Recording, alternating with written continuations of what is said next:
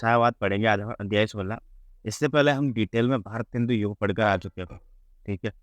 और द्विवेदी युग भी पूरा पढ़कर आ चुके हैं। मैं इस वाले पेज में बताता हूँ आपको कि क्या-क्या पढ़ के आए हैं डिटेल में एक बार। ठीक है। भारत हिंदू युग पूरा पढ़ा तो भारत हिंदू युग की पूरी विशेषताएँ पढ़ी है हमने, क्योंकि इस काव्य में विभिन्न प्रकार की विविधता है और इसकी स्वयं की अपनी अपनी विशेषताएँ हैं। और जब हमने द्विवेदी युग पढ़ा तो द्विवेदी युग के कारण भी पढ़े हैं हमने कि जब भारत हिंदू युग चल रहा था तो द्विवेदी युग क्यों आया? किस नए-नए प्रतिमानों को लेके आया? आखिर ऐसा क्या परिवर्तन था जो कविताओं में द्विवेदी युग में हुआ? ठीक है। द्विवेदी युग का काव्य हमने पढ़ा कि यार खड़ी बोली को परिमार्जित करने का, सार्थक करने का या फिर ठीक-ठाक उसको मतलब सुधार लाने का जो काम था ना, वो द्विवेदी युग ने किया है। भारतीय हिंदू युग में भाषा को लेकर अव्यवस्था थी। कहीं न कहीं पे द्वंद था कि ब्रज भाषा को यूज़ किया जाए या फिर खड़ी बोली को यूज़ किया जाए। पर ठीक है ना, ये आज तक ये जो द्वंद था वो द्विवेदी युग में पूरा हो गया है। पर द्विवेदी युग की सबसे बड़ी कमी, ठीक है। अब द्विवेदी युग की कमी कहो या द्विवेदी युग में हो सकता है कि उतना ज़्यादा काव्य का विस्तार नहीं हो पाया हो, कि वस्तुनिष्ठता जो है ना वो काव्य में मिलती है द्विवेदी युग में काव्य में। वस्तुनिष्ठता क्या होती है? स्थूल श्रृंगार जिसे कहते हैं ना, स्थूल काव्य की प्रवृत्ति। अर्थात कि जो काव्य होता है ना उसके आंतरिक गुणों में न जाकर या फिर गहनता में नहीं जाकर जो मोटी-मोटी चीज़ें होती है ना, बाहरी परतों को लेकर रचना करना। हालाँकि इस समय राष्ट्रीयता जो थी ना, वो उसकी प्रबल चेतना मिलती है, प्रबल राष्ट्रीयता मिलती है, ठीक है? सामाजिकता का गुण मिलता है, इधर के साथ ही कुरीतियाँ और जो भी बेकार चीज़ें थी समाज में उनका विरोध मिलता है, ठीक है? और इसके साथ ही श्रृंगार का तो थोड़ा बहुत देखा जाए तो उतना ज़्यादा डिटेल में वर्णन नहीं मिलता, उतना ही मिलता है जो सभ्य हो एक प्रकार से। नायिका-नायिका भेद का बिल्कुल भी वर्णन नहीं मिलता है, ये हमने पढ़ा था। और इधर से जो अपने वो थे ना समस्यापूर्ण थी, वो बिल्कुल ही ज़ीरो हो गई थी, गौण हो गई थी। लेकिन सबसे मोटा मुद्दा ये चीज़ आप थोड़ा डिटेल से समझो कि स्थूलता क्या होती है और वस्तुनिष्ठता क्या होती है। जब ये समझ में आ जाएगी आपको द्विवेदी युग में, तो आपको छायावाद समझ में आ जाएगा। क्योंकि छायावाद थोड़ा इसका विपरीत है, क्योंकि जहाँ यहाँ पे द्विवेदी युग में वस्तुनिष्ठता है, ठीक है ना? वहाँ पर आत आत्मनिष्ठता है छायावाद में। और जहाँ पे यहाँ स्थूल जो काव्य की परिणति हुई है, वहाँ पर सूक्ष्म काव्य की परिणति हुई है। ठीक है ना? मतलब द्विविध युग का स्थूल काव्य और वस्तुनिष्ठ काव्य इसे कह सकते हैं, जिसे हम उसमें समझने के लिए हमको दिमाग नहीं लगाना।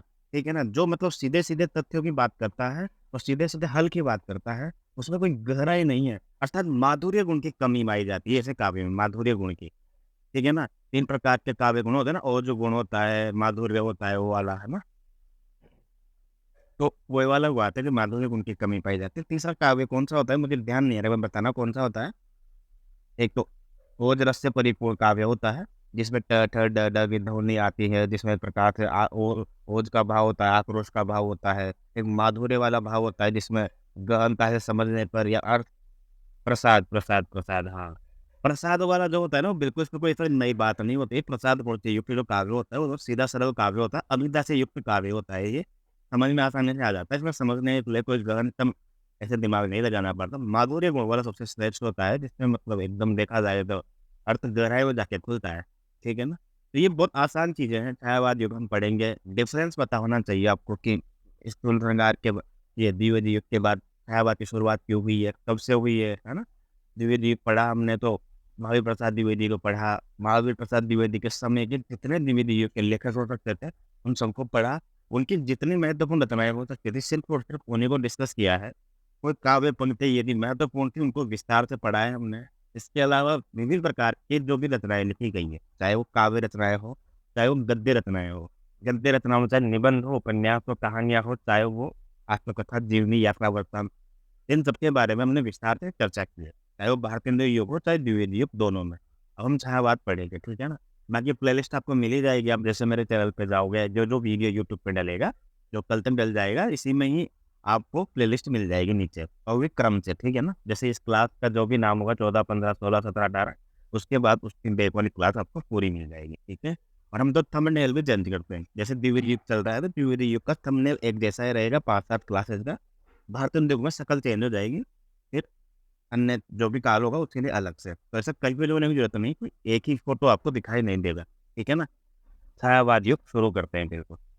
और चूँकि आप सबको पता है, लेकिन फिर भी मैं बता देना चाहता हूँ शुरू करने से पहले कि हम नगेंद्र वाली पुस्तक में सिर्फ़ महत्वपूर्ण तथ्यों को ही पढ़ने का प्रयास कर रहे हैं, ठीक है ना? महत्वपूर्ण तथ्यों को, या फिर जो भी आपकी अवधारणात्मक प्रश्न है, इनकी समझ आपकी बन जाए, बस उतना ही पढ़ेंगे। शुक्ल जी वाली पुस्तक को हम एक-एक लाइन के साथ पढ़ रहे हैं, बस इतना सा याद रखना है आपको। शुक्ल जी वाली बुक भी हम पढ़ रहे हैं और उसकी प्लेलिस्ट आपको मिल जाएगी। शुरू करते हैं, 514 पेज नंबर है, छायावाद युग, अध्याय 16। तो जिस प्रकार साहित्य के पूर्ण इतिहास को विविध युगों में बाँटा जा सकता है ना भाई, उसी प्रकार विशेष काल विशेष के साहित्य को भी विविध धारा और कालखंडों में विभाजित किया जा सकता है। भक्ति काल में विविध धाराएँ एक ही परिवेश के विभिन्न पक्षों में प्रेरणा ग्रहण करते हुए प्राय समानांतर रूप से प्रवाहित होती रही है।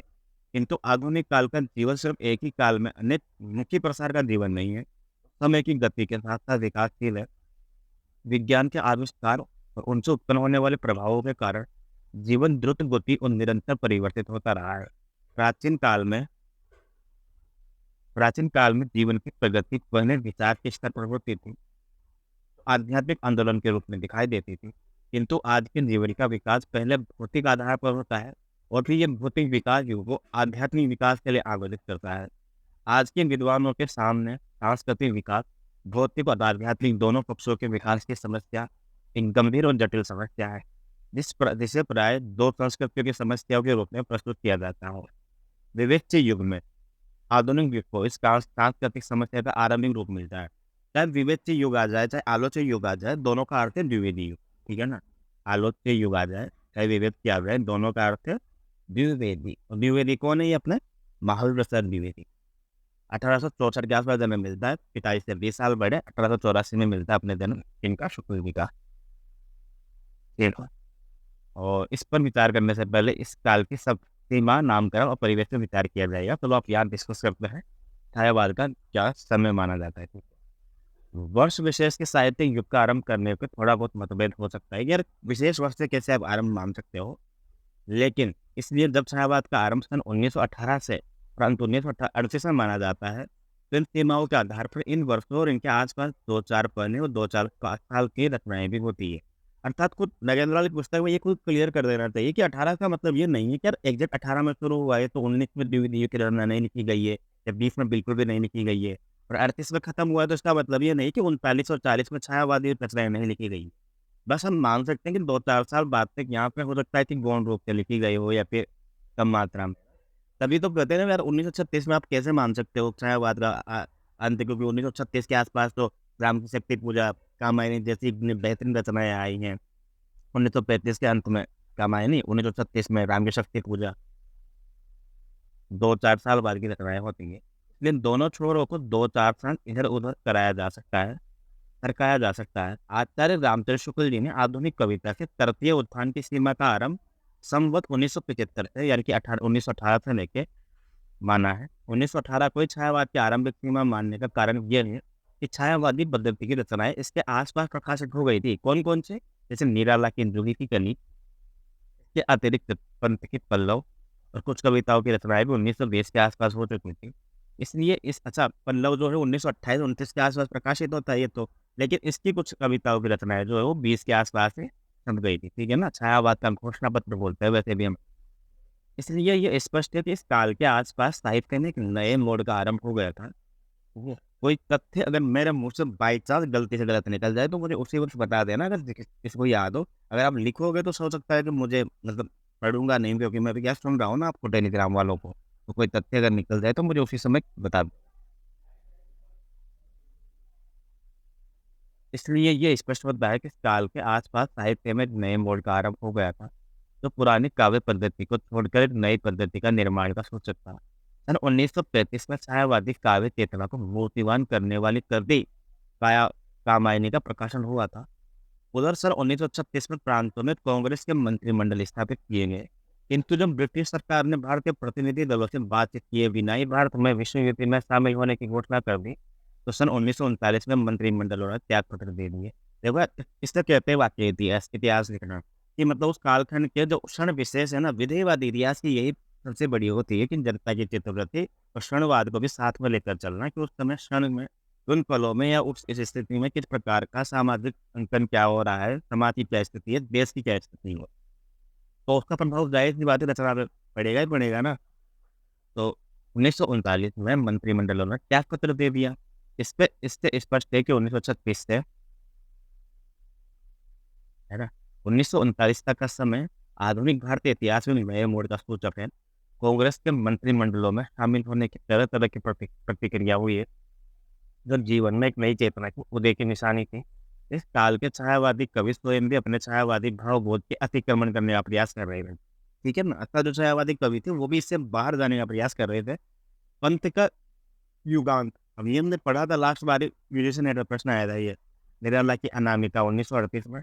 ऐसी ही रचना संकलित है जो छायावादी संसार से आगे बढ़कर एक नए यथार्थ के निकट आने का प्रयास कर रही है। कहते हैं ना छायावाद का घोषणा, ये सॉरी, छायावाद का अंत मानते हैं और प्रगतिवाद की शुरुआती मोटी-मोटी मानते हैं, मोटी-मोटी जिनके कह सकते हैं। ये साहित्यिक परिवर्तन कहाँ तक उक्त राजनीतिक परिवर्तन और उससे उत्पन्न सामूहिक चेतना के परिवर्तन से संबंधित हो, ये अध्ययन काफ़ी महत्वपूर्ण और रोचक होगा।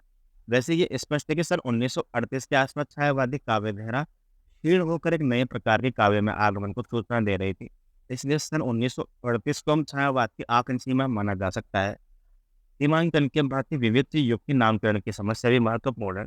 सन 1900 से 18 से लेकर 1938 तक के बीच 20 सालों में अत्यंत विपुल काव्य राशि का निर्माण हुआ है। पत्र पत्रिकाओं के प्रकाशन की सुविधा होने से साहित्य के सामाजिक उद्देश्य की व्यापक स्वीकृति के लिए अनेक सजग और संवेदनशील व्यक्तियों ने काव्य रचना की है। एक ओर तो प्रसाद, निराला आदि कवि भी इस युग के हुए हैं। इनका प्रधान लक्ष्य साहित्य साधना था। और दूसरी ओर ऐसे भी कवि हुए हैं जो माखनलाल चतुर्वेदी हैं, रामनरेश त्रिपाठी, बालकृष्ण शर्मा नवीन आदि रचनाकार हुए हैं, जो अपने युग के आंदोलनों में सक्रिय भाग लेते थे और साथ ही कविताएं भी लिखते थे। इस वर्ग के कवियों का एकमात्र लक्ष्य काव्य रचना नहीं था। इनकी साधना जीवन को ही केंद्र बनाकर चलती रही है। बहुत महत्वपूर्ण पंक्तियां छायावाद की विशेषता में है ये भी, ठीक है ना? अर्थात इनकी साधना जो है जीवन को ही केंद्र बनाकर चलती है। अतः जो लोग छायावाद में कमियां ढूंढते हैं तो उनके लिए ये पॉइंट बहुत महत्वपूर्ण साबित होता है कि नहीं, इनकी जो कविताएं थी वो लक्ष्य जो था वो काव्य रचना नहीं है, बल्कि इनकी कविताओं में जीवन को केंद्र बनाकर चलने वाली जो है धारा भी मिलती है कहीं। ठीक है ना? आगे चलते हैं। गद्य भाषा में भी ऐसे काव्यों का निर्माण हुआ है जो नए जीवन की भावनाओं और आकांक्षाओं को व्यक्त करते दिखाई देते हैं। इसके अतिरिक्त बात करें तो बच्चन, नरेंद्र शर्मा, ठीक है, अंचल की अनेक रचनाएं भी इस युग में रची गई हैं। इनका प्रधान स्वर प्रणय की लौकिक व मार्शल अनुभूति है। इस प्रकार रचना परिमाण की दृष्टि से ये काल अत्यंत समृद्ध है, क्योंकि देखो ना 3 अलग-अलग प्रकार की धारा इसी के पैरेलल चली है बराबर-बराबर। एक तो ये छायावाद के बराबर कवि चलते रहे हैं, पीछे जो साइड में है जो राष्ट्रीय धारा को लेकर चलते रहे हैं, जिसमें हम पढ़ते हैं माखनलाल चतुर्वेदी को और जो भी अन्य कवि हैं, और उसके साथ एक धारा और चल रही है जो कहीं न कहीं एक अलग भिन्न तरीके के प्रेम की परिणति करते हैं, जिसमें हम हरिवंश राय बच्चन को पढ़ते हैं। यार वाक़ई में कुछ भी बोलो, आपको जो सर्वश्रेष्ठ कवियों में से लिस्ट जो हम पढ़ते हैं ना, जैसे दिनकर, अब समझ में आता है दिनकर को किस कालखंड में रखे मोटा-मोटा और क्या मतलब किस प्रकार के कवि माने, क्योंकि बहुत अच्छी-अच्छी कविताएँ, बहुत अच्छी-अच्छी रचनाएँ उन्होंने लिखी है जो लोगों को मुँह से याद होती है। जैसे हरिवंश राय बच्चन हो गया। अब ये इतने विशेष है कि इनको एक विशेष काव्यधारा में रखने में ही दिक्कत आ जाती है कहीं न कहीं, है ना? हाँ, ठीक है, हालावादी हम कह देते हैं, वो एक अलग टर्मिनोलॉजी, वो बस पढ़ी-लिखी भाषा में बताने के लिए कहा जा सकता है। यह भी स्वीकार किया जाता है कि परिमाण में छायावादी पद्धति रचनाएँ राष्ट्रीय सांस्कृतिक धारा की रचनाओं से अधिक नहीं है। देखो ये बात वाक़ई में ज़ाहिर-सी बात है, क्योंकि हम कितनी छायावादी रचनाओं का नाम गिना लेंगे, बताओ आप बताओ। राष्ट्रीय सांस्कृतिक धारा कौन-सी हो जाएगी जो पैरेलल चल रही थी, माखनलाल चतुर्वेदी वाली, क्योंकि उनसे अधिक नहीं है। पर ये जिज्ञासा स्वाभाविक है, फिर भी इस काल को छायावाद काल कहना कहाँ तक समीचीन है? देखो कितनी इतना महत्वपूर्ण प्रश्न है ना, ये बताओ आप। यद्यपि परिमाण की दृष्टि से इन काव्य धाराओं को छायावादी रचना कहना सबसे अधिक नहीं है। देखो, जहाँ तक मुझे पता है ना इसका आंसर मोटा-मोटा बिना पढ़े वो ये होना चाहिए, क्योंकि वो जो राष्ट्रीय सांस्कृतिक धारा की जो रचना है पैरेलल हो रही थी ना छायावाद के, उसका आरंभ तो बहुत पहले हो चुका था द्विवेदी युग से, और देखा जाए तो थोड़ा बहुत भारतेंदु युग से भी हो चुका था। अतः वो एक प्रकार की जो धारा थी उसको एक प्रकार से गति जो है पहले ही मिल चुकी थी। अब तो उसमें सिर्फ जो शार्पनेस है ना, जो एक प्रकार से जिसे कहते हैं ना धार आने की बात थी, तो धार धीरे-धीरे आती जा रही थी। तो जिस हिसाब से समाज में और राष्ट्र में परिवर्तन आ रहे थे, उनके परिवर्तनों को गहराई के साथ और गहनता के साथ जो दिखाने का काम है, वो नए-नए कवि, नए-नए विचारों के साथ व्यक्त कर रहे थे। परंतु जब एक विशेष प्रकार का काव्य जो चल रहा है एक धारा के साथ, उसके पैरेलल जब एक नया काव्य जन्म ले रहा है, जिसकी एक अलग ही परिणति है, जिसका मतलब देखा जाए तो जिसकी अलग ही विशेषता है। क्योंकि छायावादी काव्य की विशेषता सिर्फ छायावाद में मिलती है, वो काव्य न तो पहले लिखा गया, उसके जैसा काव्य कभी न बाद में लिखा गया है, ठीक है ना? एक ऐसा काव्य जहाँ श्रृंगार में भी आपको राष्ट्र सा प्रेम की अभिव्यक्ति मिलती है देखा जाए तो, जबकि ऐसा कभी हमने पढ़ा नहीं था पहले, ठीक है ना? तो ये वाला काव्य अपनी स्वयं की एक अलग विशेषता लेकर पैदा हुआ था, इसलिए इस काव्य को छायावादी काव्य कहना इस समय तेल या श्रेष्ठ होगा, न कि राष्ट्रीय स्वच्छंद काव्य या फिर राष्ट्रीयवादी काव्य कहना, क्योंकि वो तो ऑलरेडी पहले से शुरू हो चुका था, है ना? अब देखते हैं कि इनका क्या मत है कि यद्यपि परिमाण में इनकी रचना है छायावादी, और हम तो वैसे भी डिस्कस करते हैं ना कि यार हमारा जो हिंदी साहित्य है वो कहते हैं ना कि गुण श्रेष्ठ होना चाहिए, परिमाण से फ़र्क नहीं पड़ता है, क्योंकि जैसे बिहारी की जो बिहारी सतसई है, वो अपने आप में ही इतनी श्रेष्ठ रचना है कि वो हज़ार रत्नों पे भारी है, ठीक है ना? केवल इसके गुण के कारण। तो छायावाद में भी वैसे प्रकार की रचनाएँ लिखी गई है और उसी प्रकार के भाव की अभिव्यक्ति हुई है। ठीक है ना? देखो कि शुक्ल जी कहते हैं ना यार कविता क्या है उसमें कि कविता का उद्देश्य मनोरंजन है, परंतु अंतिम उद्देश्य क्या है यार कि जीवन के जो भी या जीवन के या समाज के जो भी महत्वपूर्ण उद्देश्य है ना, उनको सबके सामने व्यक्त करना, या मार्मिक उद्देश्य को या मार्मिक वस्तुओं को, मार्मिक जो भी दृश्य है ना, उनको सामने रखना, ये अंतिम उद्देश्य है। तो ये काम छायावादी कवियों ने किया ही था ना, बाकायदा ऐसी बात उनकी रचनाओं में, किसी भी प्रकार से किया हो बिल्कुल। जैसे हम कामायनी पढ़ते हैं तो ठीक है, एक प्रकार से वो संवाद चल रहा है उनका, ठीक है, लेकिन वो खुद कहती भी है ऐसा है बिल्कुल, है ना? और अंतिम पंक्तियाँ जो आती है ना उसमें से जो शक्ति वाली जो पंक्तियाँ हैं, श्रद्धा वाली जो हम पढ़ते हैं तब, अभी तो मुझे ध्यान ही नहीं आ रही बिल्कुल, वरना मुँह पे ही याद थी मुझे, ये सामने रखी हुई है कामायनी, बताता हूँ आपको।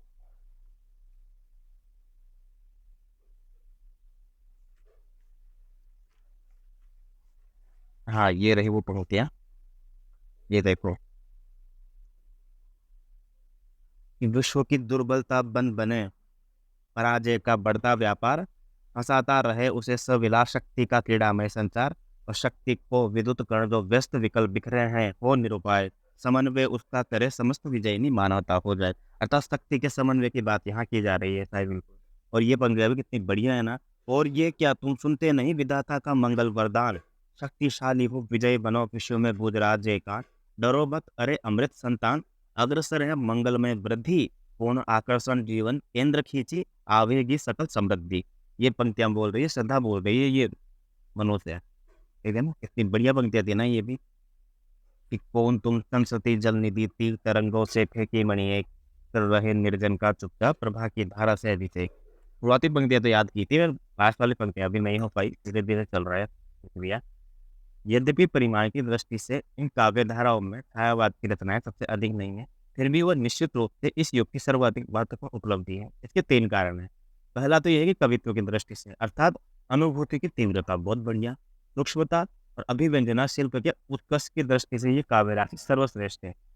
अब अगर यहाँ पे अगर एक भी पॉइंट चेंज हो जाए ना, तो आप समझ नव छायावाद की विशेषता नहीं है, ठीक है ना? अनुभूति की तीव्रता की जगह मान लो अनुभूति की क्षीणता दे दे, गलत लगा देंगे। सूक्ष्मता की जगह स्थूलता दे दे, गलत लगा देंगे, ठीक है ना? दूसरी बात ये है कि छायावादी काव्य में प्राचीन भारतीय परंपरा के जीवन तत्वों का समावेश नहीं हुआ है, बल्कि परवर्ती काव्य के विकास को काफ़ी दूर तक प्रभावित किया है छायावाद। हाँ, देखो कितनी बढ़िया बात कही है ना, ऐसा नहीं कि पुराना जो काव्य लिखा गया है उसी को हमने लीड बनाकर आगे उसी को लिखना शुरू कर दिया है, ठीक है ना? ऐसा नहीं है कि एक सेकंड, काफ़ी दूर तक प्रभावित किया है, और प्राचीन भारतीय परंपरा के जीवन तत्वों का समावेश ही नहीं हुआ है, वरन मतलब वो तो किया ही है, प्लस परवर्ती काव्य के विकास को काफ़ी दूर तक प्रभावित भी किया है। छायादोत्तर युग के कवियों ने छायावादी काव्य राशि की प्रतिस्पर्धा और प्रतिक्रिया को आधार बनी है। और तीसरी बात ये है कि छायावादी काव्य में ही अपने युग के जनजीवन और समग्रता की अभिव्यक्ति मिलती है। ये काव्य पूर्ण और सर्वांगीण जीवन के उच्चतम आदर्श को व्यक्त करने का प्रयास है। कामायनी को काव्य धारा की चरम परिणति के रूप में स्वीकार किया जा सकता है। इस कालखंड को छायावादी नाम से युक्ति युक्त है। किसी भी साहित्य धारा को समझने के लिए उस युग का अध्ययन अनिवार्य होता है। उसकी विशेषताएं आकांक्षाएं साहित्यकार के माध्यम से उस काव्य के स्वरूप के आधार प्रदान करती है। साहित्यकार ही नहीं, चिंतक और विचारक भी अपने युग की सीमाओं के भीतर, साहित्यकार ही नहीं, चिंतक और विचारक भी, हाँ, कार्यशील होते हैं, क्योंकि उसमें युग की चेतना ही पूंजीभूत और साकार हो होती है। कोई साहित्यकार तो अपने देश की प्राचीन संस्कृति के प्राणवान मूल्यों का अन्वेषण कर उनका नया युग में निर्माण करता है। तथा कोई किसी विदेशी चिंतनधारा से प्रभावित होकर नए युग में स्वप्नशील नए युग के स्वप्न तराश सकता है। छायावान युग की काव्यधारा को समझने के लिए उस युग के जीवन को भी समझना होगा। उन तत्वों और मूल्यों को स्रोत पर प्रकाश डालना होगा जो इस काव्यधारा के आदर्श बने हैं। कुछ तत्व और मूल्य तो उस युग में ही प्राप्त होते हैं। कैसे? स्वाधीनता की भावना मिलेगी या नहीं मिलेगी बताओ? जाहिर सी बात है, कोई भी काव्य होगा प्रवृत्ति मार्ग का काव्य होगा वो, है ना? तो मैंने आपसे कहा है कि निवृत्ति साहित्य जो एक प्रकार से निवृत्ति मार्ग की ओर लेके जाए वो साहित्य है ही नहीं। संपूर्ण साहित्य जो है आदिकाल से लेके आधुनिक काल तक प्रवृत्ति मार्ग का साहित्य है। थोड़ी बहुत निवृत्ति मार्ग हमको मिलती है, वो मिलती है नाथ साहित्य में, जो आके जाके नीरस शुष्क हो गया और वो दब गया और पूरा का पूरा खत्म हो गया। राष्ट्र प्रेम जाहिर की बातें मिलना ही है, अहिंसा का भाव बिल्कुल, और कुछ मूल्यों का शोध करने के लिए हमें अतीत की ओर देखना होगा। यहाँ ये उल्लेखनीय है कि जीवन में परिवर्तन के 3 कारण होते हैं। पहला क्या परिवर्तन होता है कि मनुष्य स्वभाव से ही परिवर्तनशील प्राणी है तथा उसकी सक्रिय चेतना उसे निरंतर स्थिति से दूसरी स्थिति की ओर परिचालित करती है। वेरी इंपॉर्टेंट कि उसकी सक्रिय चेतनाएं कि चलो ठीक है यार, इससे मन भर गया, चलो दूसरी चीज ट्राई करो। ठीक। दूसरा तत्व क्या है? क्रिया प्रतिक्रिया का। चिंतन या सर्जना की कोई नई लहर पैदा होती है तो उसमें कुछ अरसे तक वो अपना विकास करती रहती है। फिर एक स्थिति ऐसी भी आ जाती है जब नए संचरण की क्षमता के अभाव में वो अपने आप को दोहराने लगता है। ऐसी अवस्था में आ जाने पर उस धारा की प्रतिक्रिया होती है और उसके विरोध में या उसके समकक्ष सर्जना की नई पद्धति का उद्भावना की जाती है। सांस्कृतिक विकास का तीसरा तत्व है नवीन स्थितियों का प्रभाव। नवीन स्थितियों का जन्म आर्थिक, भौतिक और राजनीतिक विकास पर आधारित हो सकता है या किसी बाह्य शक्ति अथवा सत्ता के आगमन या सत्य संपर्क का परिमाण होता है। विवेच्य काल के परिवेश में इन तीनों तत्वों ने महत्वपूर्ण भूमिका निभाई है।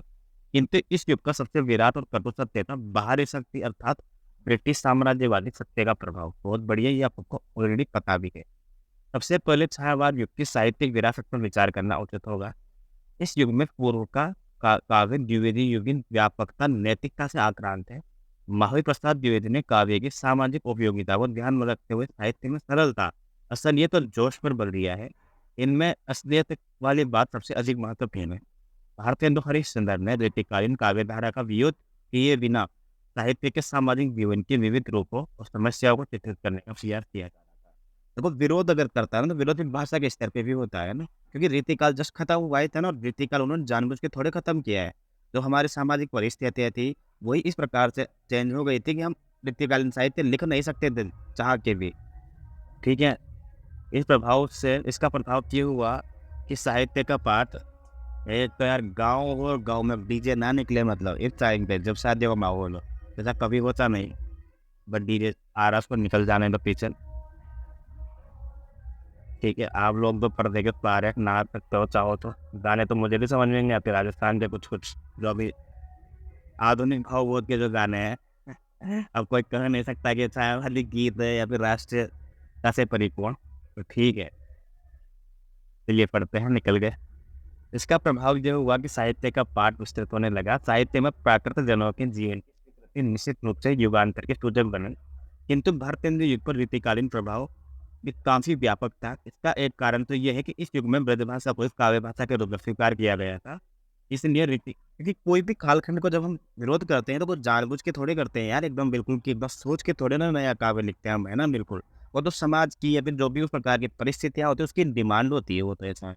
तो पहले जब ब्रजभाषा में हमने पढ़ा है, जब जो हमने कुछ पढ़ा है वो ब्रजभाषा में पढ़ा है और हमको मज़ा आया है। हमने अवधि में पढ़ा है, ब्रजभाषा में हमने बिहारी सच्चाई पढ़ी है, यानी कि उस कालखंड के कवियों ने, और उनको जब सरस लग रही है, मज़ा आ रहा है पढ़ने में, तो उनके दिमाग में ये बात कहाँ से आएगी कि हम खड़ी बोली में रचना करते हैं जो उनको कर्ण कटु लगती है, मतलब अच्छी नहीं लगती है। तो चीज़ें धीरे धीरे चेंज होती है ना। इसलिए रीतिकालीन अभिव्यंजना पद्धति की विशेषताओं का उस पर गहरा असर दिखाई देता हो।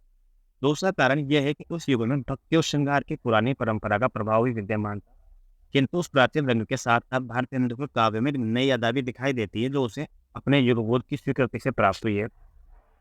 युगबोध की स्वीकृति, कितनी बढ़िया बात कही है ना इन्होंने, कि भाई जो पुरानी परंपरा है उनका आप एक प्रकार सम्मान करो इसे, पर आपका जो युगबोध है ना, जो आपका समय चल रहा है उसकी डिमांड क्या है वो भी आवश्यक है। ऐसा नहीं है कि हम किसी भी प्राचीन काव्य कृतियों के आधार पर नई रचनाओं का निर्माण करें, नहीं। जो हमारे समाज की स्थिति है, जो हमारे देश की स्थिति है, जो हमारे आसपास के परिवेश की जो डिमांड है ना, उसको सोच कर या उसको समझ कर ही काव्य रचना की जाए, तो शायद वो ज़्यादा सार्थक कहलाएगी और हो सकता है कि वो नया कीर्तिमान स्थापित भी कर सके। और वही वाली चीज़ जो है भारतेंदु के साथ हुई है। आधुनिक काव्य के विकास की दृष्टि से यह एक क्रांतिकारी उपलब्धि थी। उत्तरोत्तर अधिक पुष्ट और व्यापक और अनेक रूप होती रही है। कहाँ करुणानिधि केशव सोए, अब जहाँ पे एक प्रकार से देखा जाए तो ईश्वर का गुणगान भी कर लिया, नाम भी ले लिया, जो वो पद्धति है रीतिकालीन उसको भी यूज़ कर लिया, ब्रजभाषा का प्रयोग भी कर लिया, केशव को भी नाम ले लिया। परंतु युगबोध की दशा जो है कैसी है? वर्तमान की।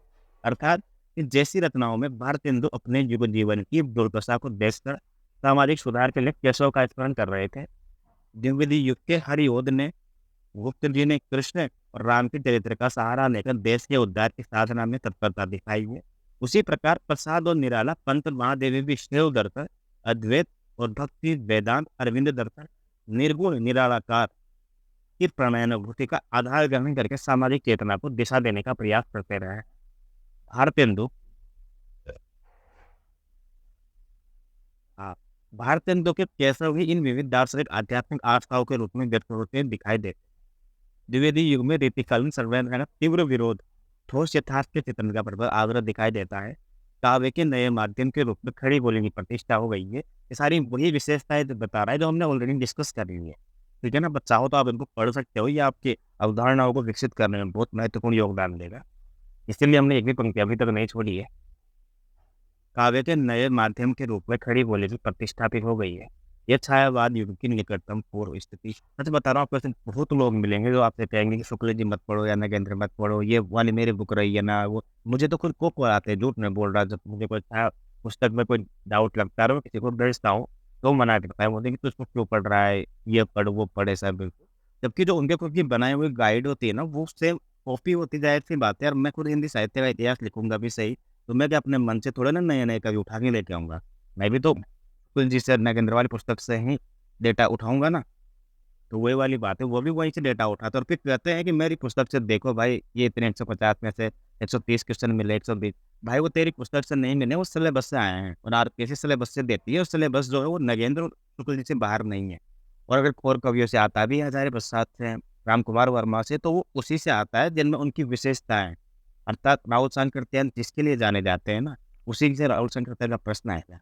ऐसा नहीं है कि राहुल सांकृत्यायन ने क्या बोलते हैं, जो अपना ये क्या बोलते हैं उसको बोलते हैं ना, छायावाद का काम किया है, नहीं है तो छायावाद का प्रश्न जो है राहुल सांकृत्यायन से पूछ लिया जाएगा। नहीं, ऐसा कभी नहीं होता है और कभी भी नहीं होगा।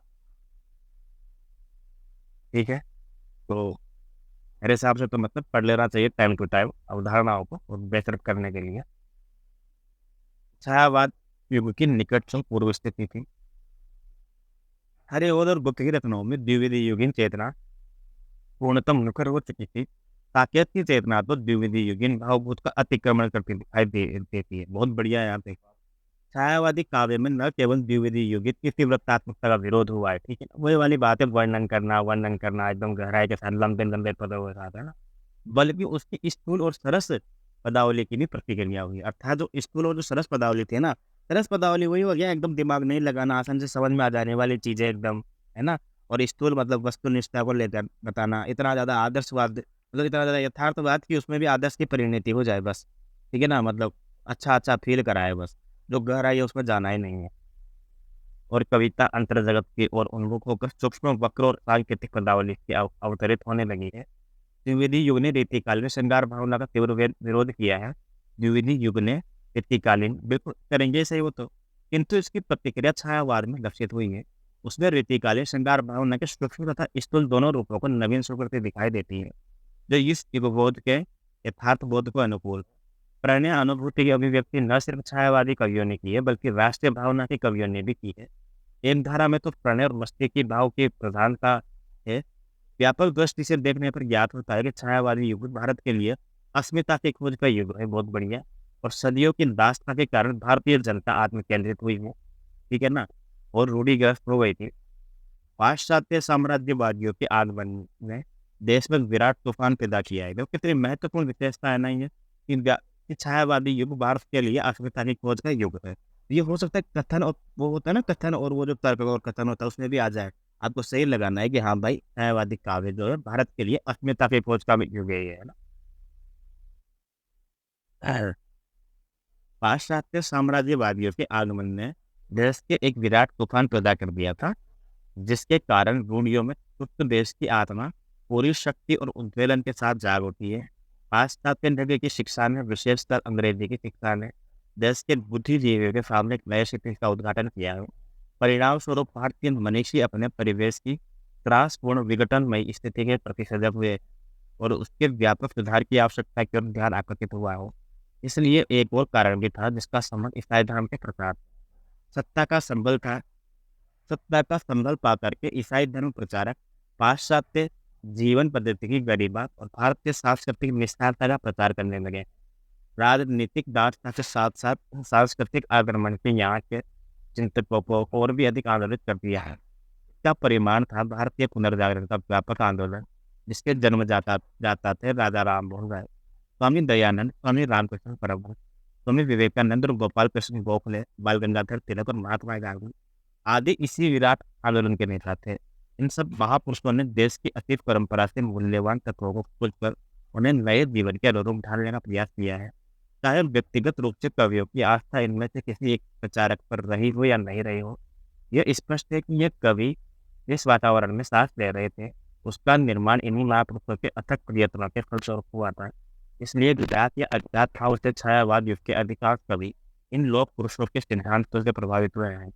गांधीवाद से प्रभावित कवियों की तो पूरी एक कतार भी उभर कर सामने आ जाती है। सांस्कृतिक दृष्टि से छायावाद युग में यथार्थ और संभावना का विश्वरेखाएं दिखाई देती है।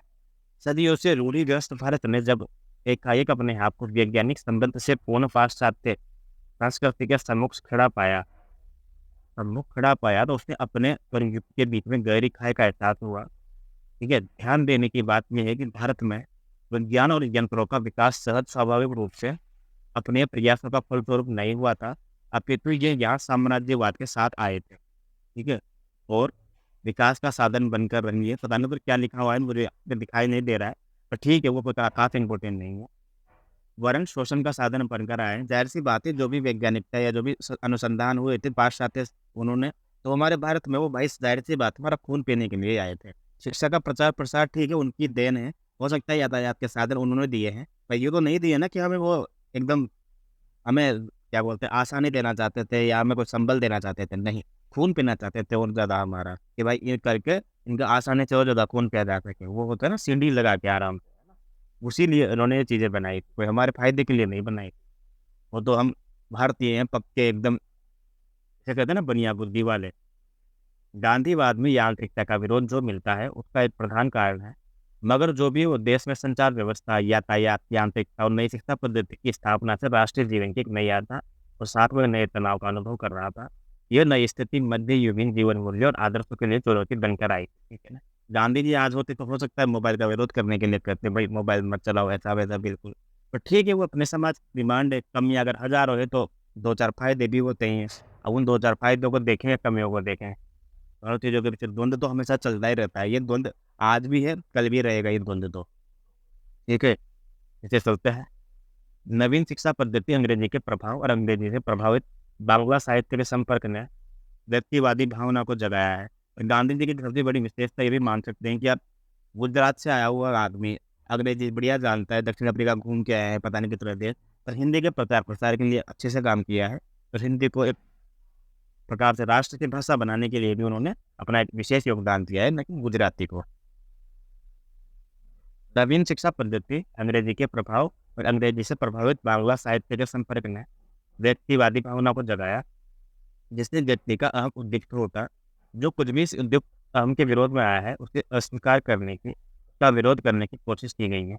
इसलिए एक ओर तो इस युग के काव्य में द्विविधि युगीन नैतिकता और स्थूलता की प्रतिक्रिया दिखाई देती है, एक विरोध है ना, और दूसरी ओर विदेशी दासता के प्रति विद्रोह का सुनाई भी देता है, विद्रोह का स्वर भी सुनाई देता है। उदाहरण के रूप में देखें तो राष्ट्रीय सांस्कृतिक धारा के कवियों ने विदेशी शासन का विरोध किया है, जनता में आत्मविश्वास की भावना बढ़ाई है। यह विद्रोह छायावादी कवियों में भी व्यापक रूप में दिखाई देता है। उन्होंने विषय, भाव और भाषा, छंद सभी क्षेत्रों में नए मूल्यों की प्रतिष्ठा का प्रयास किया है। किंतु प्रेम और मस्ती के कवियों में यह विद्रोह सीमित रूप में दिखाई देता है। प्रेम और मस्ती के कवि कौन है? अपने हालावादी, ठीक है, जो साहिब बच्चन और बाकी जो उनकी टीम है। इस विद्रोह को केवल द्विविधि युग की प्रतिक्रिया में ही नहीं देखा जा सकता। इसके मूल में तत्कालीन राजनीतिक सामाजिक कारण भी है। नई शिक्षा ने अनंत संभावनाओं को उजागर तो किया है, किंतु उसको साकार करने के लिए अवसर नहीं के बराबर थे। फलस्वरूप असफलता और कुंठा से उत्पन्न विक्षोभ, क्रांति और कभी-कभी घोर व्यक्तिवादिता के स्वर निरंतर अधिक सशक्त और मुखर होते गए। सभी छायावादी कवियों की आरंभिक रचनाओं में निराशा और कुंठा का स्वर जरूर मिलता है। यहाँ तक कि राष्ट्र सांस्कृतिक आंदोलन में भाग लेने वाले नवीन जैसे कवि भी इस स्वर के प्रभाव से अछूते नहीं रहे हैं। किंतु छायावादी कवियों का क्षेत्र व्यापक था। वे पुनर्जागरण के गंभीर रूप में प्रभावित थे और इसलिए उनका क्षेत्र एकदम पलायन, मादकता और निराशा का नहीं था।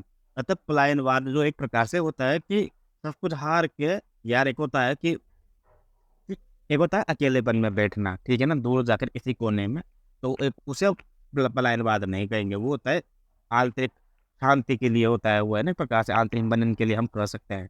और एक होता है पलायनवाद कि यार मैं हार चुका हूँ दुनिया से, मुझे कोई लेना देना नहीं है दुनिया से, सच में यार मेरा मन उठ चुका है। उसे कहते हैं पलायनवाद की स्थिति, जाके बैठ गए शायद।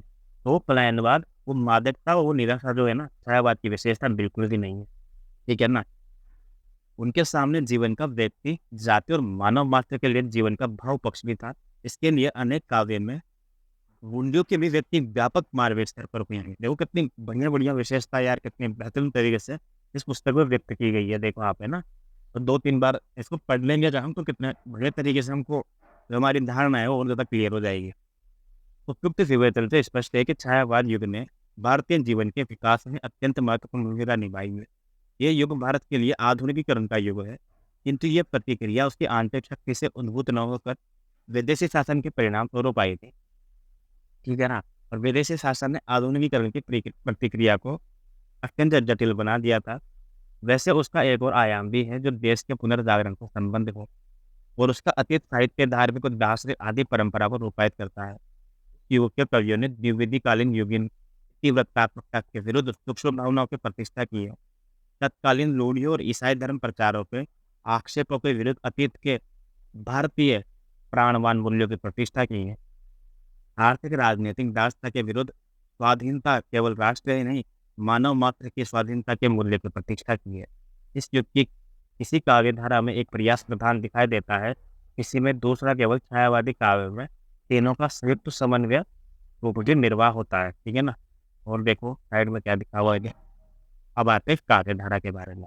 देखो अब क्या होता है कि छायावाद में किस प्रकार का काव्य लिखा गया है, तो वो पढ़ेंगे। और दूसरा हो जाएगा गद्य विधाएं, कि किस प्रकार के उपन्यास, किस प्रकार की कहानियां, आत्मकथा, जो भी अन्य विधा है वो काव्य धाराएं किस प्रकार की लिखी गई है। अब यहाँ पे हमारा काम खत्म हो जाता है। जो भी अवधारणा हमको समझनी थी वो हमने समझ ली है। अब बात करते हैं काव्य की, कि किस प्रकार के काव्य की विशेषता क्या है।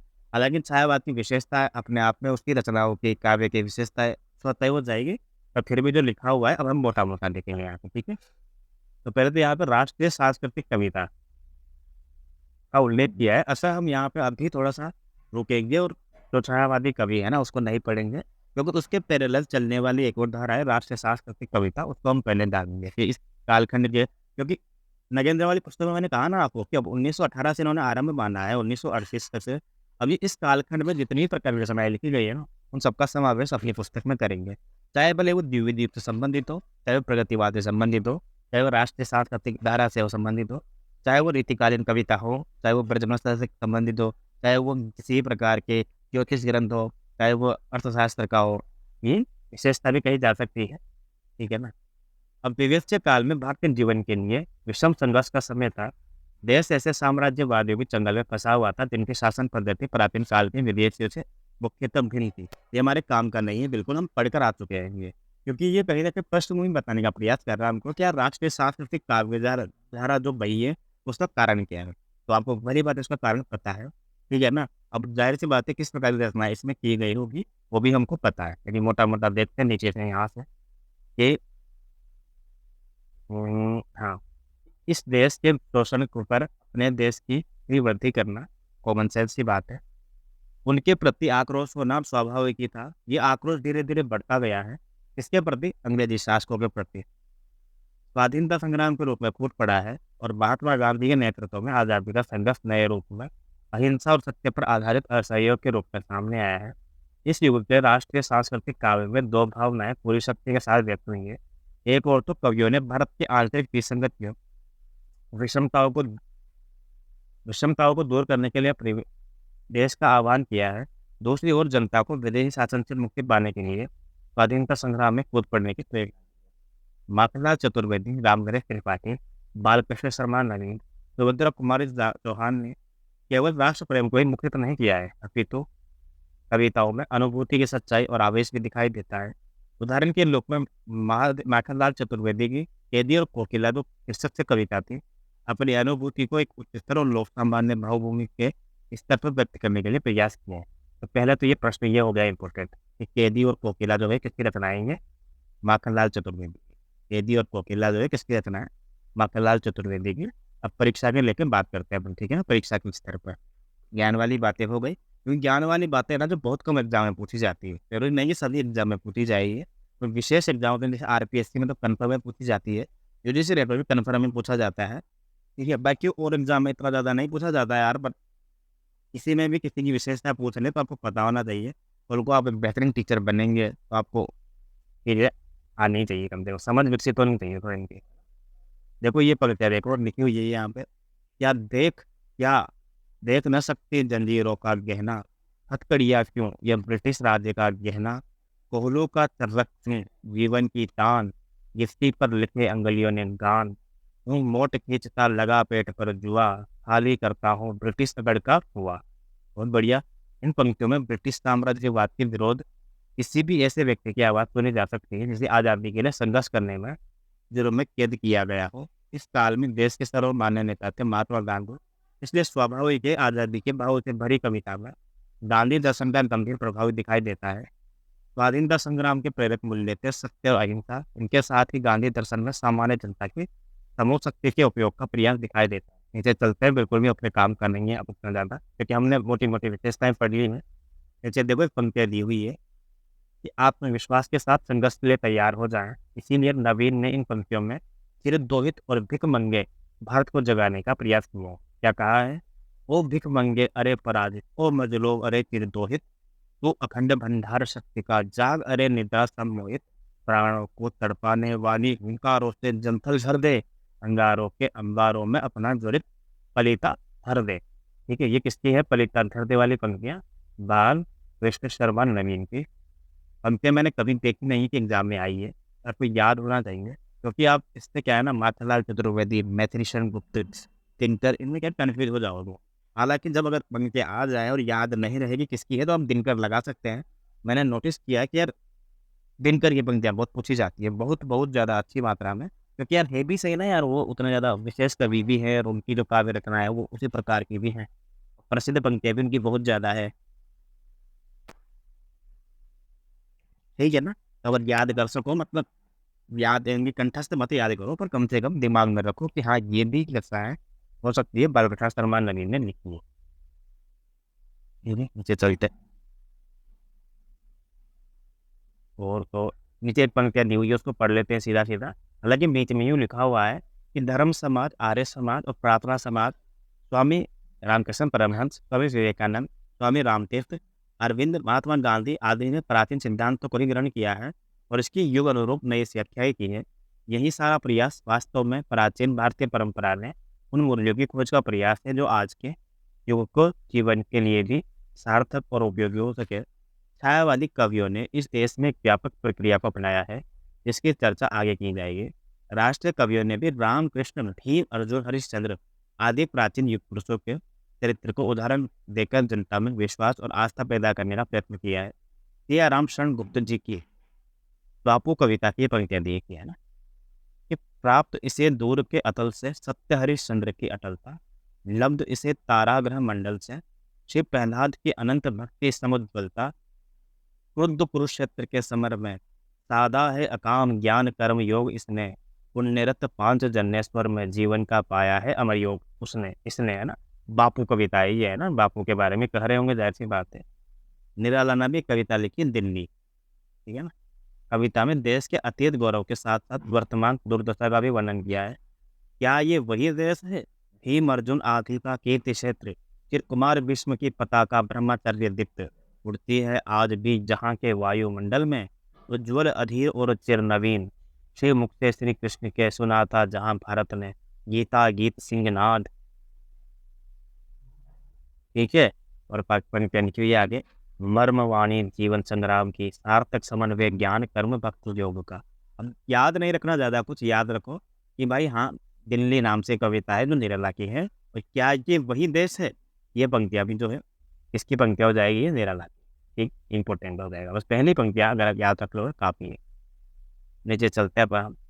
तो जीवन अतीत के खोज का प्रयास था। ठीक है, इस प्रकार जो जीवन था वो अतीत की खोज का प्रयास था।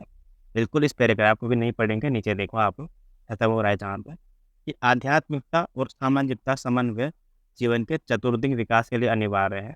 राम नरेश त्रिपाठी ने सत्य का बड़ा मार्मिकता के साथ प्रतिपादन किया है।